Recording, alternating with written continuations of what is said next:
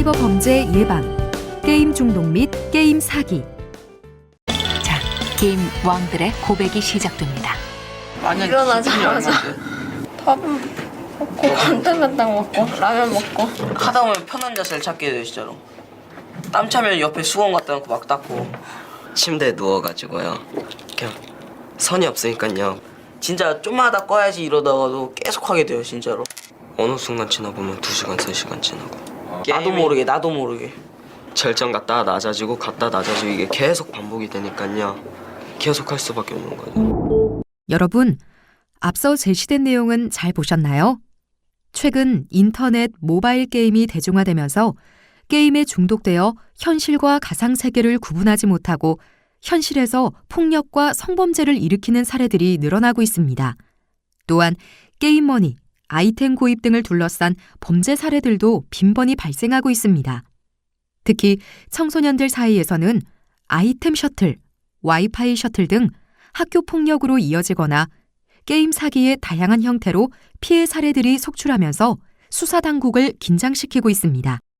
또한 한 개 게임 업체의 연매출이 수천억 원에 이르고 매년 매출액이 경신되는 상황에서 세계적인 인터넷 업체의 게임 중개 수수료가 1조, 2조 등 천문학적인 매출로 이어지면서 우리 주변에는 수많은 게임 관련 광고가 넘쳐나고 있습니다. 이러한 상황은 게임 중독으로 자연스럽게 이어지고 게임머니, 아이템 구입 등을 둘러싼 2차 범죄가 발생하며 게임 사기의 유형도 여러 형태로 끊임없이 진화하고 있습니다. 이번 시간에는 게임 중독의 폐해와 원인, 게임 중독 예방 및 게임 관련 2차 범죄, 게임 사기 유형과 폐해, 예방법에 대해 학습합니다. 이를 통해 여러분은 게임 중독의 폐해와 원인 및 예방법에 대해 설명할 수 있으며 게임 관련 2차 범죄를 파악하고 게임 사기 유형 및 폐해, 예방법에 대해 이해할 수 있습니다. 1. 게임 중독의 폐해. 게임 중독에 대해서는 명확한 정의가 있지는 않습니다. 다만 최근 한국심리학회 자료에 따르면 알코올이나 마약 등의 물질 사용으로 인한 의존이나 남용과는 달리 게임 중독은 물질이 개입되지 않은 상태에서 개인이나 다른 사람에게 해가 될 수 있는 행위를 수행하려는 충동이나 욕구, 유혹에 저항하지 못하는 행동 장애로 보고 있고 충동 조절 장애의 한 유형으로 보고 있습니다. 이러한 게임 중독에 빠졌을 때는 여러 증상이 나타나게 되는데요. 일반적으로 게임에 대한 내성이 생기고 자기 통제가 불가능해지고 금단 증상과 2차 피해자 발생, 그리고 대인관계 등 주변 생활에 영향을 끼치게 됩니다. 그렇다면 각각의 내용을 하나씩 살펴보겠습니다. 먼저 게임에 대한 내성은 시간이 갈수록 더 자주, 더 오래 게임을 하고 싶어지고 더 많은 아이템과 더 많은 캐릭터를 가져야 만족을 하게 됩니다. 하지만 그 만족에는 끝이 없습니다. 이러한 중독 과정은 화면에서 보는 것과 같이 집에서 인터넷 게임을 잠시 하는 것을 시작으로 PC방에서 10시간 가까이 게임을 하게 되면서 게임 중독에 이르는 것임을 알 수 있습니다. 두 번째로 게임 중독에 빠지면 자기 통제가 불가능해집니다. 자신의 의지와는 상관없이 게임을 하게 되고 게임을 줄여야겠다고 다짐하지만 매번 실패하게 되는 것이죠. 다음으로 금단 증상 또한 나타나게 되는데요. 게임을 하기 위해 엄청난 시간과 노력을 투자하게 됩니다. 심지어 초조, 불안, 무기력감과 같은 금단 증상을 완화하기 위해 오히려 게임을 더 하게 되는 것이죠. 사실 이러한 금단 현상은 어린이의 경우 더욱 심각한 발달 장애를 가져올 수 있습니다. 여러 학술지를 통해 확인되는 뇌의 전두엽의 기능에 대해 여러분도 많은 부분 알고 계실 것입니다. 전두엽은 기억력과 사고력, 계산을 하는 부분으로 알려졌는데요. 게임에 과다하게 노출될 경우 이 부분의 현저한 능력 감소 현상이 확인되고 있습니다. 그 원인은 게임의 경우 즉시성, 즉 즉시 반응을 하지 않으면 게임에서 패할 수밖에 없기 때문에 다른 생각을 할 여지가 없이 반응을 보여야 하므로 뇌의 활용이 전혀 이루어지지 않기 때문에 문제가 발생하는 것입니다. 이러한 게임 중독은 단순히 게임이 게임에서 끝나지 않고 게임비 마련을 위한 범행 등 2차 피해자가 발생하기도 합니다. 게임 과정에서 아이템을 얻기 위한 사기 행위를 하거나 폭력과 협박을 통해 이른바 와이파이 셔틀, 아이템 셔틀과 같은 공갈 행위를 일삼는 경우가 있습니다. 또한 폭력적인 행위에 노출되다 보니 현실과 게임을 구분하지 못해 실제 현실에서 현피와 같은 폭력을 행사하거나 살인 등 강력범죄에 이르는 경우도 발생하고 있는 것이 엄연한 현실입니다. 마지막으로 게임이 학업이나 직장, 대인관계 등 주변 생활에 영향을 끼치기도 하는데요. 이런 악영향에도 게임 중독을 문제로 인식하지 못하거나 이후에는 게임 때문에 몸과 마음에 심각한 문제가 있음을 알면서도 계속 게임을 하게 되는 상황이 발생합니다. 2. 게임 중독의 원인. 게임을 한다고 해서 모두 게임 중독에 빠지는 것은 아닌데요. 그렇다면 사람들은 왜 게임을 하는 걸까요? 먼저 게임 그 자체가 요인일 수 있습니다. 게임은 그 자체가 아주 재밌습니다. 특히 게임에서 승리하게 되면 그 스릴과 쾌감으로 인해 매력이 배가 됩니다. 게임에서 지고 나면 우울할 수 있지만 그로 인해 게임을 중단하는 것이 아니라 다시 이기려는 마음이 강하게 드는 것이죠. 게임에 이기더라도 또다시 이기려는 마음이 드는 것은 마찬가지입니다. 그리고 게임 자체 요인 중 또 다른 원인은 속도, 다시 말해 즉시 반응성이 매우 높다는 것입니다. 모바일과 인터넷에 노출되어 있는 요즘은 기다림에 대해 매우 낯설어하는 것이 사실입니다. 그런 맥락에서 게임은 즉시 반응을 보이고 결과를 나타내는 형태라서 더 몰입하게 되는 것입니다. 뿐만 아니라 게임을 통해 현실과 다른 세상을 경험할 수 있는데요. 우울한 상황 등 현실에서의 불만족스러운 상황과는 달리 게임에서는 나만의 세상이 존재합니다. 일부 게임에서는 다른 사람들과 소통할 필요도 없지만 만약 소통하더라도 내가 편하게 제어할 수 있습니다. 두 번째로 사회 환경에서 그 원인을 찾을 수 있습니다. 게임은 소통을 하고 싶지 않은 경우에 쉽게 자신만의 세계에 빠질 수 있는 것이지만 반대로 소통의 공간이 됩니다. 주변에 친구나 선후배가 대부분 게임을 하고 있는 현실에서 관계망이 형성된 상황을 절대 무시할 수 없는 것이죠. 자기 의사와는 상관없이 게임을 해야 하고 할 수밖에 없는 상황이 만들어지는 것입니다. 단순히 게임에서 이기는 것이 전부였던 상황에서 이제는 친구를 사귀고 친구와 공감대를 형성하고 자존감을 느낄 수 있는 상황이 만들어지는 것입니다. 지나친 생존 경쟁에 내몰리는 상황에서 대안놀이가 부족하고 이에 대한 경험이 부족하다 보니 손쉽게 접하는 게임에서 돌파구를 찾게 되는 것입니다. 세 번째로 심리적 요인이 있는데요. 청소년 시기 나타나는 심리행동적 취약성이 문제가 될 수 있습니다. 평소 대인관계에서 소외감을 느끼거나 외로움, 무력감을 느끼는 현대인이 급증하는 것과 맞물려 있는데요. 이러한 상황에서 게임은 학업이나 관계에서 오는 스트레스를 잠시 잊을 수 있고 즉각적인 욕구 만족을 지연시킬 필요도 없습니다. 또 승리를 하게 되면 낮은 자존감을 보상받거나 영웅 대접을 받게 됩니다. 이처럼 게임은 잠시나마 마음의 위안과 만족을 한꺼번에 쉽게 얻을 수 있는 매력적인 수단이 되기 때문에 몰입하게 되는 것입니다. 마지막으로 가정 환경적 요인을 빼놓을 수 없습니다. 부모가 중독 상황에 있거나 양육 형태에 문제가 있는 경우 혹은 가정이 해체된 상황이거나 애정이 부족하고 시간 관리가 되지 않는 가정 환경이 특히 청소년들을 게임 중독으로 인도하는 요인이 됩니다. 3. 게임 중독의 예방. 최근 일어난 아동 성폭행 사건 피해자의 어머니가 사건 당일 오전 2시까지 인터넷 게임방에서 게임을 즐긴 것으로 알려지는 등 이제 인터넷 게임 중독 예방의 문제는 아직 성숙하지 못한 청소년의 문제를 넘어서 온 국민이 누구나 겪을 수 있는 문제로 대두되었습니다. 전직 게임 회사 최고 경영자가 고백한 바와 같이 최근 인터넷 게임 개발 경영은 보다 높은 수익을 내기 위해서 의도적으로 게임에 중독되도록 게임을 제작하는 등 인터넷 게임 중독이 구조적으로 조장되는 양상을 보이기까지 하고 있는 것이 현실인데, 그러한 점을 우리가 고려할 때 협의 과정의 어려움은 있지만 법제화의 필요성은 여전히 상존한다고 보여집니다. 그렇다면 어떻게 하면 게임 중독을 예방할 수 있을까요?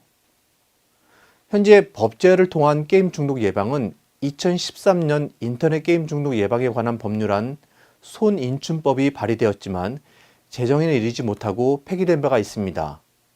게임 중독 예방은 대상에 따라 상황에 따라 매우 달리 접근해야 하므로 앞서 살펴본 중독 상황에 대한 관찰이 면밀하게 선행되어야 할 것입니다. 그럼 지금부터 일반적인 예방법을 기본으로 여러 설정 상황에 맞는 예방법에 대해 알아보도록 하겠습니다. 가장 먼저 거론되는 예방법은 게임 시간을 제한하는 것으로 18세 미만의 경우 문화체육관광부에서 시행하는 게임 시간 선택제가 한 방법일 수 있습니다. 이는 만 18세 미만 청소년 본인 또는 법정 대리인이 청소년에 대한 게임 이용 시간을 제한하고자 하는 경우 게임을 서비스하는 자에게 시간이나 기간을 정하여 게임 이용 제한을 신청하면 그에 맞게 게임이 서비스되는 제도입니다. 청소년이 이용하고 있는 게임을 알 수 없는 경우 우선 게임문화재단이 제공하는 게임 이용 확인 서비스를 통해 부모나 자녀의 명의로 이용되는 게임을 파악한 뒤 해당 게임 사이트를 방문하여 게시판의 안내에 따라 제한하고자 하는 시간을 표시하여 신청하면 됩니다. 다만 중소기업이 서비스하거나 개인정보인 아이디나 비밀번호 등의 확인 절차 없이 이용하는 게임에는 적용되지 않는 한계가 있습니다. 아이디, 비밀번호를 입력하지 않아도 이용할 수 있는 플래시 게임, 개인정보를 수집하지 않는 스타크래프트 등이 이에 해당됩니다. 문제는 성년의 경우 이를 통제할 수 있는 장치가 많지 않다는 데 문제가 있는데요. 많은 중독의 문제가 그렇듯이 스스로 문제라는 인식과 중독의 문제가 자신에게 있다는 인식에서부터 문제 해결이 시작된다는 의미에서 상담센터 등 신뢰할 수 있는 타인의 도움을 받는 것이 중요합니다. 하지만 이러한 시간 제한의 한계는 의지력이 부족할 경우 번번이 실패한다는 것입니다. 이러한 점에서 전문가들은 최근에 출시되는 게임의 대부분이 단계별, 스테이지별로 진행된다는 것을 고려하면 시간보다는 게임 진행에 앞서 몇 단계까지만 게임을 해야겠다고 생각하는 것이 중단 효과가 크다고 제안하고 있습니다. 두 번째 예방법은 대안 활동을 늘리는 것입니다.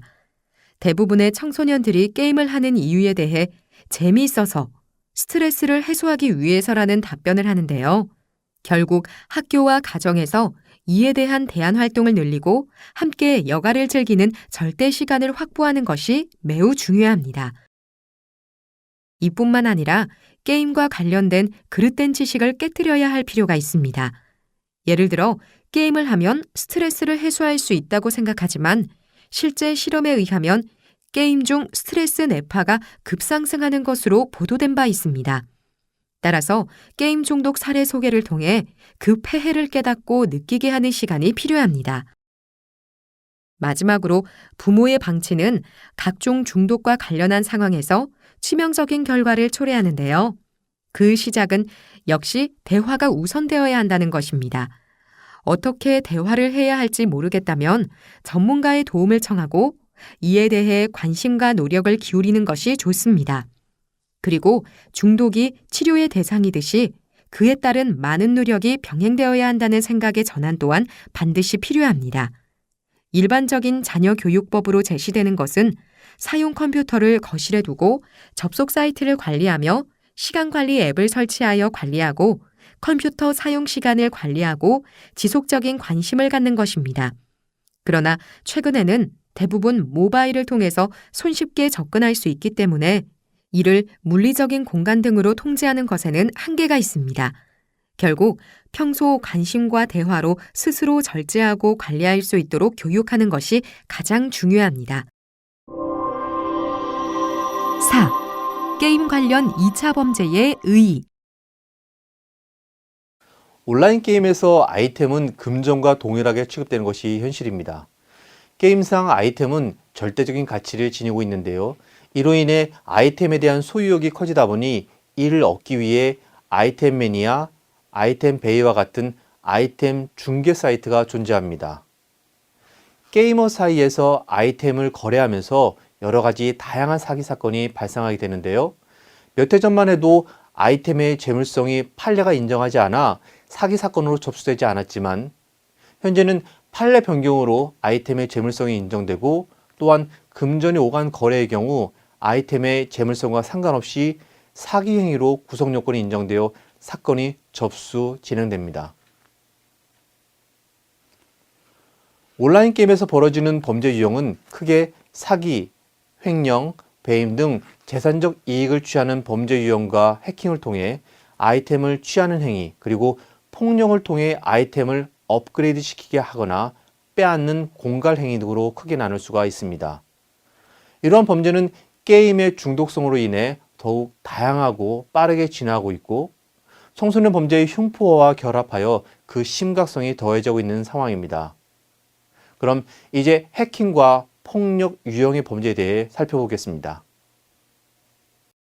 먼저 해킹은 여러 가지 방법이 동원되어 게이머의 아이템을 빼앗는 수법입니다.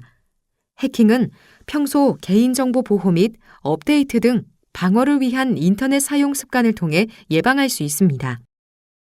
다음으로 와이파이 셔틀은 오프라인에서 왕따 학생에게 간식 심부름을 시키는 빵 셔틀과 같은 범죄 행위를 사이버 공간에서 이용하는 것입니다. 스마트폰의 테더링 기능을 이용해서 피해 학생의 스마트폰을 와이파이 공유기처럼 사용하는 것으로 이러한 경우 피해자의 무선 데이터를 괄치하는 결과를 발생시키고 금전적 피해를 주는 것입니다. 마지막으로 게임 아이템 셔틀은 와이파이 셔틀과 마찬가지로 게임을 하기 위해 필요한 아이템을 피해 학생에게 상납받는 행위를 말하는 것입니다. 청소년들 사이에서 빈번하게 발생하는 유형으로 최근에는 폭력의 정도가 매우 심각해지고 있는 상황으로 이에 대해서는 교사나 부모, 학교 전담 경찰관 등에게 도움을 요청하여 폭력이 지속되는 것을 사전에 막고 교육적으로 선도하는 방법이 강구되어야 합니다. 5. 게임 사기 유형과 폐해 및 예방. 사기는 형법 제347조에서 규정하고 있는 범죄로 게임상 사기는 아이템을 사고 팔면서 금전이 거래되는 상황에서 편취 행위로 인해 금전 또는 아이템의 피해가 발생하는 유형입니다. 게임이 진화되고 아이템 거래 사이트가 운영되면서 사기 수법이 날로 진화되고 있는 것이 현실입니다. 그럼 다음에서는 다양한 게임 사기의 유형과 폐해를 살펴보고 그에 대한 예방법을 알아보도록 하겠습니다. 게임 사기 유형 중 첫 번째는 입금 문자 사기입니다. 입금 문자 사기는 게임 중 아이템을 팔겠다, 사겠다면서 전화번호를 노출한 경우 웹상에서 입금이 되었다는 가짜 문자를 발송하고 입금을 했으니 아이템을 양도하라고 속이는 수법입니다.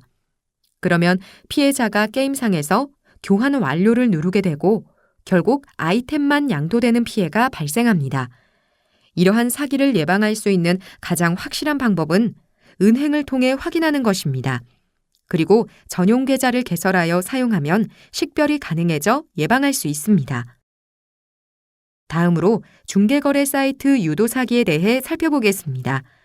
아이템의 거래는 중개거래 사이트인 아이템 매니아, 아이템 베이에서 이루어지는 것이 보통인데 게임 중에 또는 중개거래 사이트에 아이템을 팔겠다 또는 사겠다고 하면서 전화번호를 남기는 상황이 발생하게 됩니다. 이는 문자 사기와 비슷한데 입금이 되었다는 문자를 마치 중개 사이트가 보낸 것처럼 속여 입금을 유도하는 것입니다.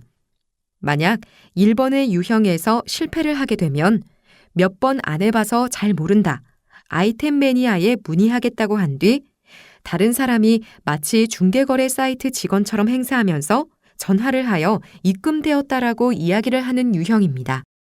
이러한 사기를 예방할 수 있는 방법으로는 우선 실제 중개거래 사이트 홈페이지에 들어가서 입금이 되었는지 확인을 하고 유형 2의 경우는 직원이 전화하여 입금되었다고 하는 경우가 없으므로 사기라고 판단하면 됩니다.